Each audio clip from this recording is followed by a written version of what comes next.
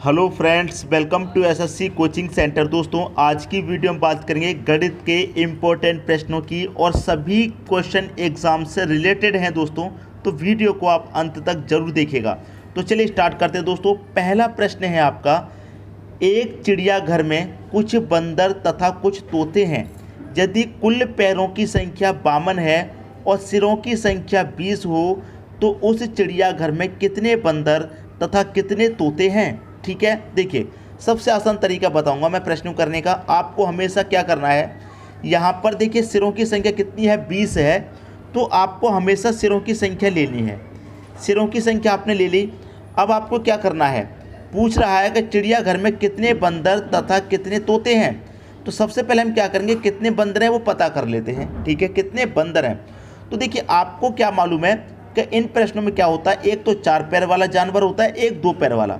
तो बंदर के 4 पैर होते हैं, तोते के 2 पैर होते हैं। तो हम अभी क्या देख रहे हैं, बंदर का निकाल रहे हैं जो 4 पैर वाला होता है। तो आप हमेशा क्या रखना है कि सबसे पहले तो सिरों की संख्या रखिए। अगर आप 4 पैर वाले जानवरों की संख्या निकाल रहे हैं, 4 पैर वाला होता है बंदर, तो 4 पैर वाले जानवर की संख्या अगर आपको निकालनी है तो मल्टीप्लाई 4 से नहीं करना, उसके अपोजिट जो 2 पैर वाला होता है उससे करना है, 2 से करेंगे। और जब 2 पैर वाले की निकालेंगे संख्या तो 4 से मल्टीप्लाई करेंगे। बात आ गई समझ में। तो देखिए मैं 20 का मल्टीप्लाई 2 से कर दूंगा, कितना हो जाएगा, 40 हो जाएगा। 40 होने के बाद करना क्या है, जो पैरों की संख्या दे रखी है 52, उसमें से ये जो मल्टीप्लाई करने का आया है, इनको दोनों का आप अंतर कर लीजिए। अगर पैरों की संख्या ज़्यादा है तो पैरों की संख्या में से इसको घटा दीजिए। अगर मल्टीप्लाई करने के बाद संख्या आई है तो उसमें से आप पैरों की संख्या घटा दीजिए। ज़्यादा में से कम को घटा देना होता है। तो मैं 52 में से 40 घटा दूंगा, कितना आ जाएगा, 12। और इस 12 में मैं क्या करूंगा, 2 से डिवाइड कर दूंगा, कितना आ जाएगा, 6। बंदर कितने हैं, 6 बंदर हैं। ठीक है, बंदर कितने हैं दोस्तों, 6। अब मैं क्या निकालना है, तोतों की संख्या। ठीक है, तो सबसे पहले तो वही करना है जो सिरों की संख्या है, उसे लिख लीजिए, मल्टीप्लाई। तोते के 2 पैर होते हैं तो 2 से मल्टीप्लाई नहीं करना, 4 से करना है, याद रखिएगा। जब हमने 4 पैर वाले की संख्या निकाली तो 2 से मल्टीप्लाई किया, अब 2 पैर वाले की निकालना है तो 4 से कर रहे हैं। समझ में आई बात। 20 का मल्टीप्लाई 4 से करूंगा, कितना हो जाएगा, 80 हो जाएगा। पैरों की संख्या का और मल्टीप्लाई करने के बाद जो आता है दोनों का हम अंतर करते हैं, तो 80 ज़्यादा है, 80 में से मैं पैरों की संख्या को घटा दूंगा, 80 में से 52 जाएगा, कितना बचेगा, 28। यहाँ पर घटाने के बाद जो आया उसमें 2 से डिवाइड, यहाँ पर जो आया है तो मैं उसमें भी 2 से डिवाइड करूँगा, तो कितनी बार चला जाएगा, 14 बार। तोते कितने हैं, 14 तोते हैं। बंदर कितने हैं, 6 बंदर हैं। आपसे पूछ रहा है बंदर तथा कितने तोते हैं। देखिए पहले बंदर की बात कही है, बाद में तोते की, तो पहले बंदर वाला होगा ऑप्शन, बाद में तोते वाला होगा, तो पहले 6 होगा, बाद में 14। तो 6 14 कहाँ दे रखा है, बी ऑप्शन में दे रखा है, ये बिल्कुल सही हो गया। ठीक है, 6 बंदर हैं और 14 तोते हैं। उम्मीद करता हूँ कि प्रश्न सभी को बहुत अच्छे समझ में आ गया होगा। कभी भी आप इन प्रश्नों में गलती नहीं करेंगे। ठीक है, कभी गलती नहीं होगी। अब देखेंगे, देखिए अगला प्रश्न। अगला प्रश्न है, एक कबीले में कुछ बकरियां तथा कुछ मुर्गे हैं। यदि कुल पैरों की संख्या 80 हो और सिरों की संख्या 25 हो तो ज्ञात कीजिए कि कबीले में कितनी बकरियां तथा मुर्गे हैं। कितनी बकरियां हैं, सबसे पहले हम बकरियां निकाल लेते हैं। तो सबसे पहले हमें करना क्या है, जो सिरों की संख्या उसे ले लीजिए, कितनी है, 25 है। मल्टीप्लाई कितने से करेंगे, बकरियों की संख्या निकाल लें। बकरियाँ के 4 पैर होते हैं तो 4 से मल्टीप्लाई नहीं करना, 2 से करना है। ठीक है, सबकी समझ में आ गया होगा। 25 दूने का 50, और जो पैरों की संख्या है उसमें से कर देना है इसका अंतर। 80 में से 50 जाएगा, 30। अंतर करने के बाद जो आता है उसमें 2 से डिवाइड कर देते तो कितना आ गया, 15। तो बकरियां कितनी हैं दोस्तों, 15 बकरियां हैं। ठीक है, बकरियां कितनी हैं, 15। अब मुर्गे का निकालने के लिए आपको सॉल्यूशन करने की ज़रूरत है नहीं। क्यों ज़रूरत नहीं है, मैं आपको शॉर्ट तरीका बता रहा हूँ। टोटल सिर कितने हैं दोस्तों, टोटल सिरों की संख्या है 25, जिसमें से बकरियां कितनी हैं, 15। अब 15 बकरियां हैं तो 15 बकरियों के सिर कितने होंगे, 15 ही होंगे। तो आप 25 में से आप 15 घटा दीजिए बकरियों को, कितना बचेगा, 10। तो आपके पास मुर्गे कितने हैं, 10 हैं। सीधा सीधा आप कर सकते हैं, लेकिन हम आपको सॉल्व करके भी दिखा देते हैं कि पहले सिरों की संख्या रखिए 25, मुर्गे की निकालनी है ना आपको। मुर्गे के 2 पैर होते हैं तो 2 से मल्टीप्लाई मत कीजिए, 4 से करेंगे। ठीक है, 25 चौके 100 हो जाएगा। यहाँ पर क्या करते हैं, पैरों की संख्या को घटा देते हैं, अंतर कर देते हैं। 100 में से 80 जाएगा, कितना, 20। जो अंतर करने के बाद आता है उसमें 2 से डिवाइड करते हैं, तो अंतर करने के बाद यहाँ 20 आया तो इसमें भी 2 से डिवाइड करेंगे, कितना आ जाएगा 10। तो ये पूरी कैलकुलेशन मैंने आपको करके दिखा दी। यहाँ पर कितने मुर्गे हैं 10, लेकिन आपको इतना करने की कोई ज़रूरत नहीं थी, मैंने आपको शॉर्ट तरीका और बता दिया। ठीक है, जो टोटल सिरों की संख्या आती है 25, 25 में से 15 क्या है, बकरियाँ हैं। जब सिर तो दोस्तों एक ही होता है, कोई भी जानवर हो, जब 15 बकरियाँ हैं तो 15 सिर होंगे इनके, तो टोटल 25 सिर में से 15 सिर माइनस कर देंगे, 10 सिर बचेंगे, तो 10 कितने हो जाएंगे, 10 मुर्गे हो जाएंगे। एक को निकाल लीजिए, दूसरे का आंसर तो अपने आप आपको मिल जाएगा। आई बात दोस्तों सभी की समझ में। अब देखेंगे अगला प्रश्न। अगला प्रश्न है, एक थैले में 50 पैसे तथा 25 पैसे के 200 सिक्के हैं। यदि थैले में कुल 90 रुपये हों तो प्रत्येक प्रकार के सिक्कों की संख्या ज्ञात करो। देखिए, सिक्के वाले प्रश्नों के लिए मैंने आपको पूरा कंसेप्ट बताया है, वीडियो अलग से बनाए हुए हैं। अगर आपको सिक्के वाले प्रश्न देखने हैं तो आपको प्लेलिस्ट में वीडियो मिल जाएंगे, वहाँ से देख लीजिएगा। और मैं आपको सबसे आसान तरीका निकाल के लेकर आता हूँ कि ऐसा कौन सा तरीका हो सकता है जिससे कि आपकी समझ में बहुत अच्छे से आ जाए।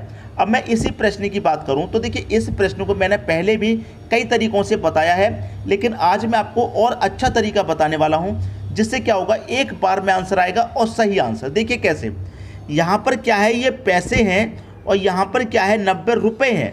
समझ में आई, ये पैसे हैं, ये रुपये हैं, तो ये अलग अलग यूनिट हैं, आपको सेम यूनिट बनाना होगा। ठीक है, इतनी बात क्लियर है। तो देखिए, 50 पैसे और 25 पैसे के टोटल सिक्के कितने हैं, 200। तो देखिए यहाँ पर मैं क्या करूँगा, 50 पैसे के कितने सिक्के, 200 हैं, मैं यहाँ मल्टीप्लाई 200 लिख दूंगा।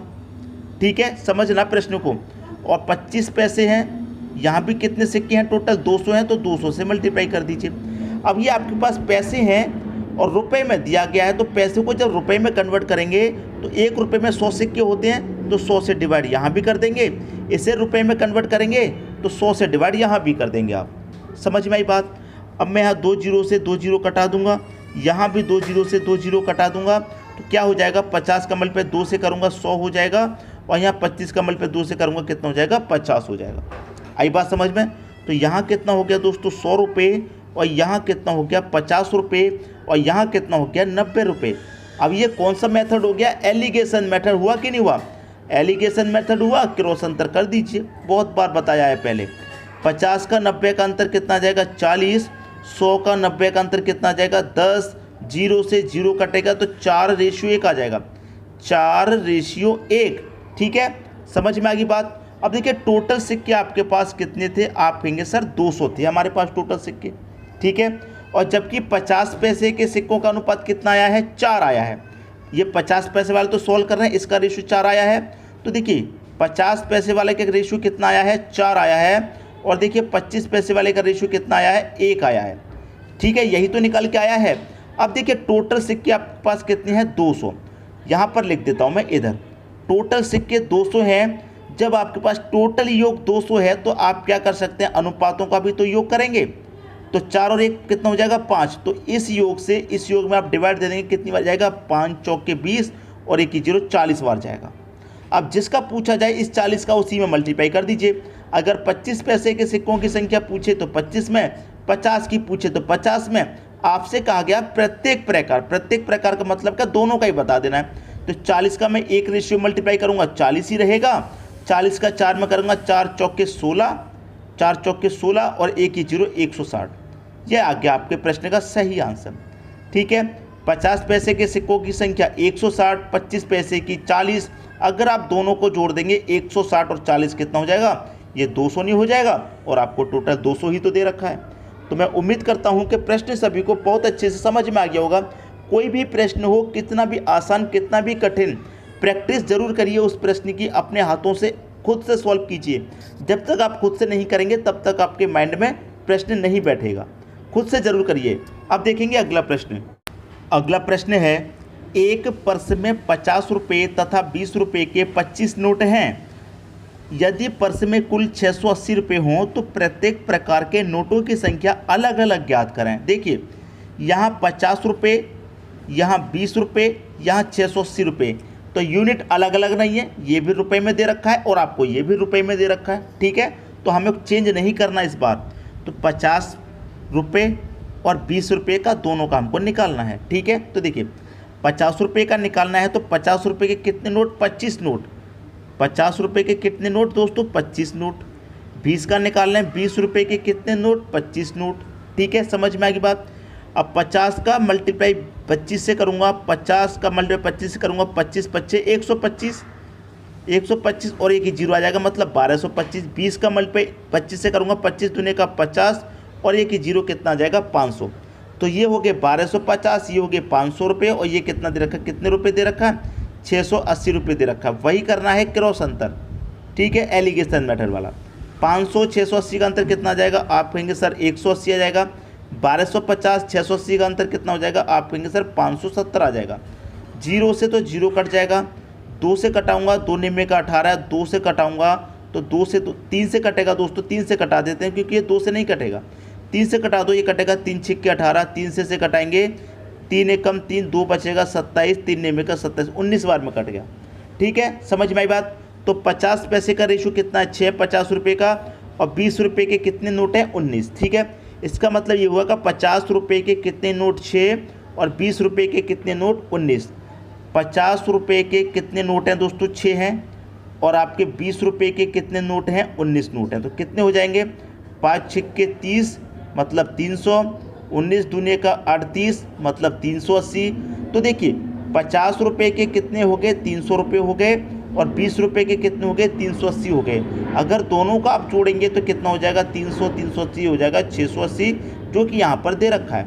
तो ₹50 के कितने रुपए हो गए? 300 हो गए, और ₹20 के कितने हो गए? 380 रुपये हो गए।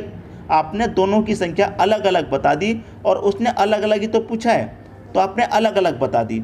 तो देखिए ₹50 के नोट कितने हैं? 6 हैं, और ₹20 के नोट कितने होंगे? 19 होंगे।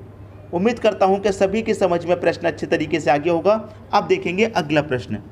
अगला प्रश्न है, एक ग्वाला दूध में पानी किस अनुपात में मिलाए कि मिश्रण को क्रय मूल्य पर बेचने पर उसे 25% का लाभ हो। देखिए क्रय मूल्य पर बेचने का मतलब ये है, ये हो गया क्रय मूल्य, ये हो गया सेलिंग प्राइस। अगर क्रय मूल्य दूध का 40 रुपये है और 40 रुपये में भी उस दूध को बेचना है, मान लीजिए 40 रुपये में उसने दूध खरीदा और उसने 40 रुपये में ही बेच दिया, तो क्या फ़ायदा होगा? उससे कुछ फ़ायदा होगा? बिल्कुल भी फ़ायदा नहीं होगा। लेकिन वो क्या करेगा? दूध में कुछ ना कुछ पानी मिलाएगा, उसी पानी से उसे फ़ायदा होगा। देखिए मिश्रण किस किस किस का है? दूध का और पानी का मिश्रण है। ठीक है, अब दूध आपने निकाला पूरा 100%, और पानी कितना मिलाना है आपको नहीं पता, तो X% आपको पानी मिलाना है। ठीक है, परसेंट से परसेंट यहाँ पर कट जाएगा। दूध कितना है? 100 है। ठीक है, दूध कितना है? 100। अब क्या कह रहा है? उसे बेचने पर क्या हो? 25% का लाभ हो। ठीक है, जैसे 25% का लाभ का मतलब है कि 100 रुपये की चीज़ है, दूध उसने 100 रुपये का खरीदा और 125 में बेचा, तो क्या हो जाएगा? उसे सीधा सीधा 25% का लाभ हो जाएगा कि नहीं हो जाएगा? इतनी बात दोस्तों क्लियर है। तो देखिए उसे पानी कितना मिलाना है? 25% पानी है। जैसे मान लीजिए अगर दूध उसने 100 लीटर है, दूध उसके पास 100 लीटर है, तो पानी उसे कितना मिलाना है? 25 लीटर मिलाना है।